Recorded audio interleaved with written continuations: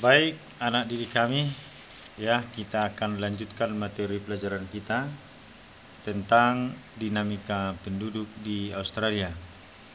Sebelumnya sudah kita bahas tentang dinamika penduduk di Asia, kemudian di Amerika, Eropa, dan Afrika. Barangkali anak didik kami bisa membedakan, terutama yang Asia, Afrika, kemudian pasti berbeda terutama dengan Eropa, Amerika, dan Australia. Ya, di mana indeks pembangunan manusianya sudah tinggi. Baik, yang terakhir adalah dinamika penduduk di Australia. Australia, di mana anak didik kami sudah paham, ini adalah salah satu benua yang unik, ya, yaitu seluruhnya berada di belahan bumi selatan atau di lintang selatan dan terdiri dari satu negara, ya, walaupun sebenarnya satu negara itu pun terdiri dari beberapa negara bagian, ya, sehingga Australia ini dijuluki sebagai negara benua. Anak didik kami, ya, ini adalah tentang persebaran penduduk, ya, peta persebaran penduduk di Australia, di mana yang warna hijau ini, ya, ini pada umumnya ya daerah yang sangat jarang, bahkan ada daerah yang tidak ada penghuninya karena itu adalah daerah gurun, ya, gurun pasir. Sedangkan yang merah, ya, kalau kita lihat warna merah pada umumnya dia ada di tepi pantai, ya, di pinggir laut, ya, itu adalah kota-kota yang dihuni oleh banyak, ya, kebanyakan penduduk di Australia. Jadi persebarannya tidak merata anak didik kami, ya.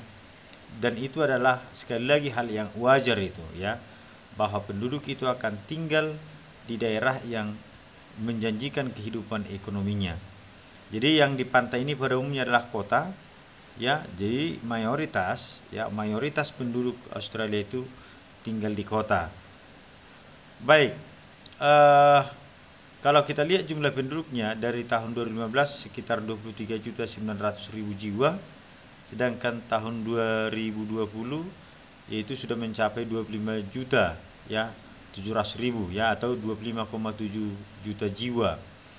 Angka kelahiran, ya, terjadi kelahiran 13 dari 1000 penduduk, sedangkan kematian 7, ya, jiwa tiap 1000 penduduk. Baik, migrasi ke Australia sangat tinggi, terutama dari berbagai negara Eropa, ya, baru Asia dan benua lainnya. Tapi lebih dominan itu dari Eropa, karena kita tahu bahwa Inggris ini adalah bekas jajahan Inggris, ya, bahkan pernah menjadi daerah persemakmuran daripada Inggris. Persebaran penduduk itu tadi yang Bapak katakan tidak merata, ya.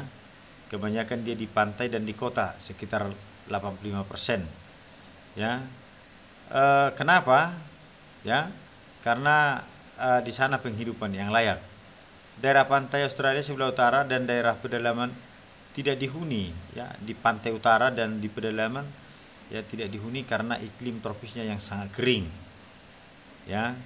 Dan adik kami tentu kan masih ingat ketika pergerakan angin dari Australia ke Asia, Indonesia kan musim kemarau, ya, karena kering, hanya sedikit membawa kandungan uap air. Kemudian Human Development Index atau indeks pembangunan manusianya, ya, kualitas penduduk, ya, sudah tinggi, ya, karena memang Australia negara maju.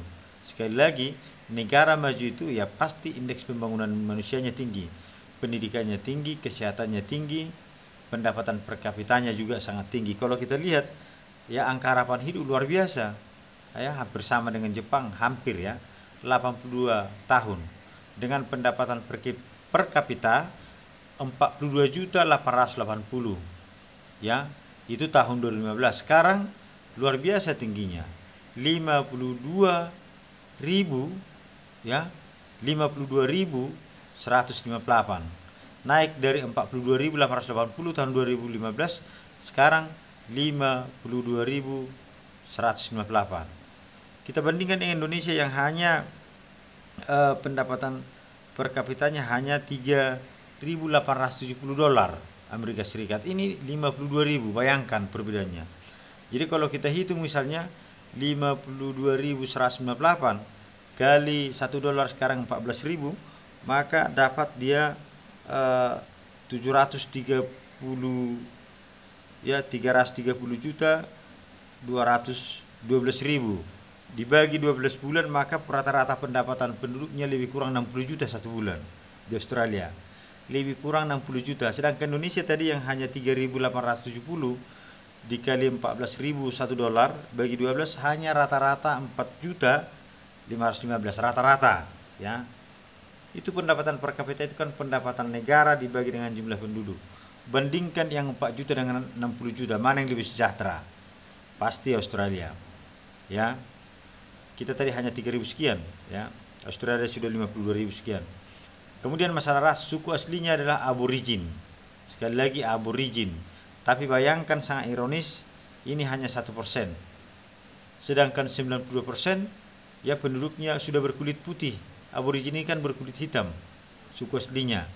Sedangkan 92% sudah berkulit putih, ras Kaukasoid dari Eropa, yaitu terutama Inggris, Irlandia, sisanya dari Italia, Belanda, dan Skotlandia, Jerman, ya, dan seterusnya.